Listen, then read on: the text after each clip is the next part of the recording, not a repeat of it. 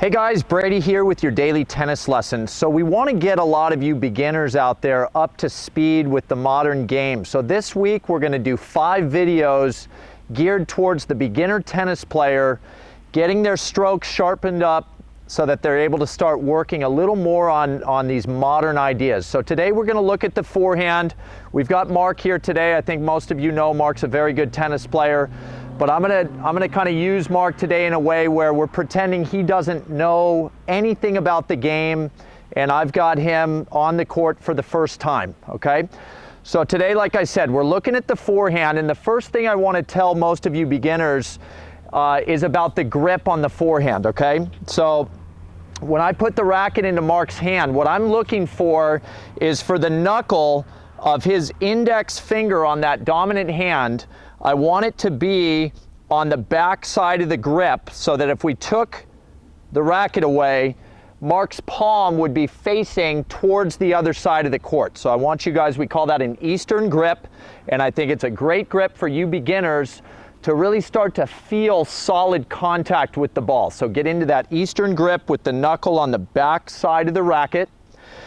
That gets us into our take back. So, you know, I think as most of you know, even if you are very beginner to tennis, we're looking to be in this ready position where the body is squared up, meaning the shoulders are facing the other side of the court. And in that sense, you know, we're open to the idea that we could get set to hit a forehand or a backhand. And in this case, we're obviously hitting the forehand. So the way that Mark's going to take the racket back as a beginner to set the forehand is again by this idea of turning the body. So Mark, what I want you to do, don't worry about moving your hands, but turn your upper body towards me. Perfect, okay? And that's that initiation of setting the racket back. For all you beginners out there, Mark, go ahead and release back to that square position. The initiation of the forehand is turning your body to the right. Okay, Mark, go again.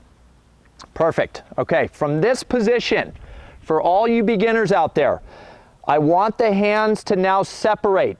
The racket head is going to come back at waist level, and it's going to stop in a position, again at waist level, where the tip of the racket is pointing towards the back fence directly. Okay, this is a really good looking position for all you beginners out there to be able to deliver a solid strike to the ball. The non-dominant hand, this left hand, a lot of beginners out there think that this hand is unimportant, so we just drop it down. This is an unbalanced swing. So what I want to see from you beginners, put a lot of importance on setting that left hand where you feel that elbow of the non-dominant hand pretty much pointing straight out to the other side of the court.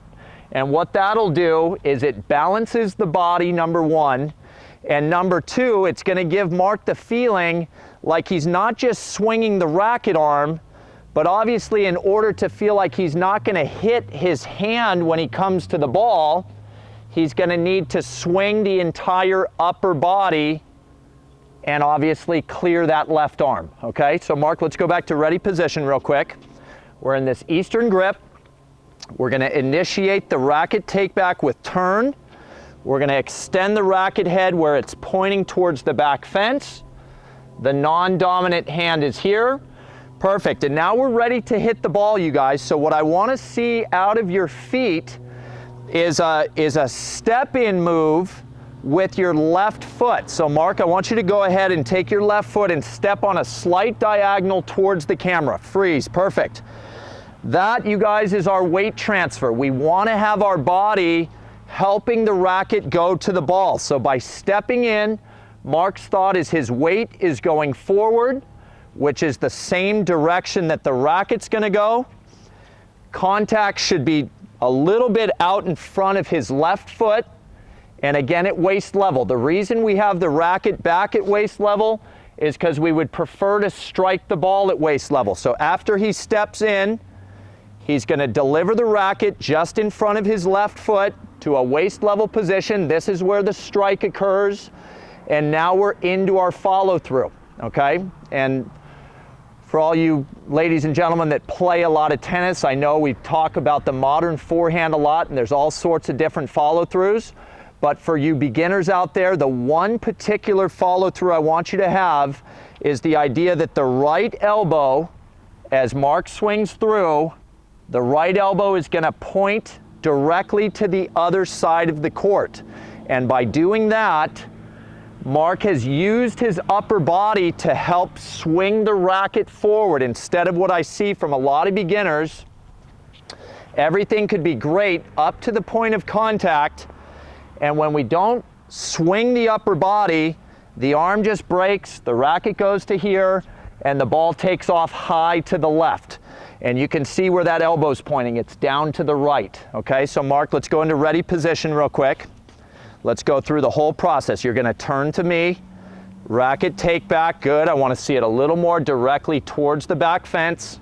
Left hand's here, good. Go ahead and step in, swing to a waist level contact point, and now point that elbow forward.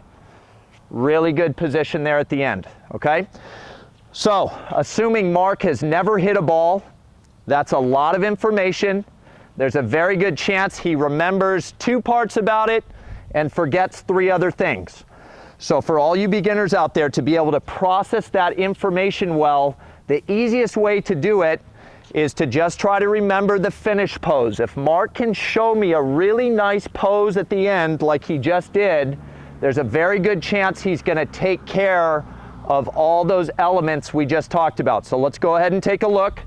We're gonna drop him a couple balls. Mark, because I'm not feeding from in front of you, go ahead and take your racket back first. Do it with a turn. I'm gonna drop the ball in front of your left foot after you step in and freeze. Again, a great finish pose. That's gonna help Mark strike the ball, racket back well, balance through. Good, go ahead and do it again. Turn back. Good. Again, guys, that's a little bit far for some of you beginners. I want the racket to be straight back here. Bring the stance in a little bit. Go ahead and step forward. Point that elbow. Really, really good. And kind of the one big disclaimer I would give you guys, Mark, let me borrow that real quick. A lot of beginners step on the court and they want to make the shot.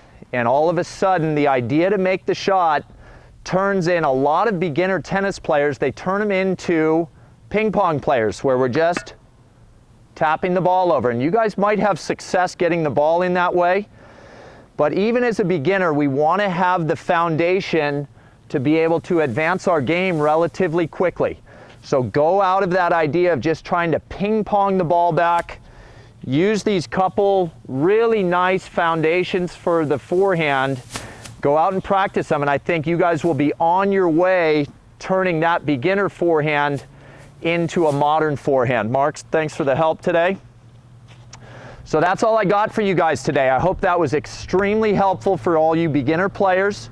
Go out, give it a lot of practice, and please click like below this video. And for any of you watching on YouTube, please subscribe to our channel. Thanks, and we'll see you soon.